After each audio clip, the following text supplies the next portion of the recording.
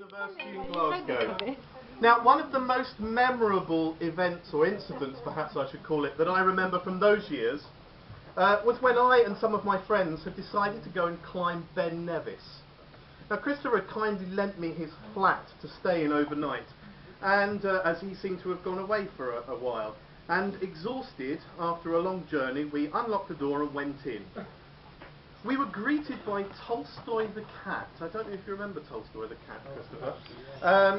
Who Christopher seemed to have thought, well, I'm going away for a few days, I'll leave a few bowls of food out for my cat.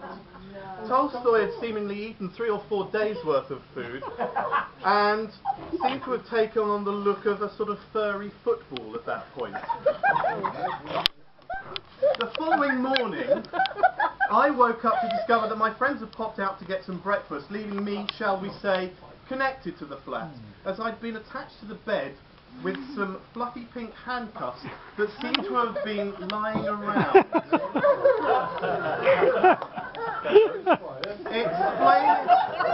Explaining this to the locksmith who let me out was quite challenging.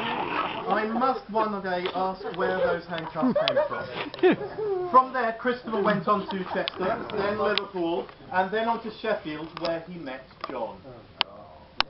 Now, the first time Christopher mentioned John was actually way back when I was getting married to Charlotte out in France. And looking at my son, who followed 2 years later, and seeing how old he is now, I think I can safely say you certainly haven't rushed into things. Since then, you've made the move from Sheffield to North Wales and clearly become the life and the soul of the village of Trelawney. He has, I haven't. You've also become the life and soul of many people's lives around the world through John's blog, which we all follow religiously on a daily basis in order to know what's happening with the dogs, Meg, William, George, and of course Winnie and her fanny flannel,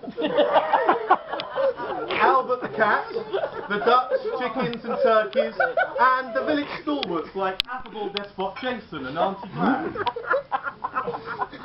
John has also become, and is now officially, an important part of our small family, the Burtons and the Brownings. Can I offer him a very belated but heartfelt welcome to the family, small though it is.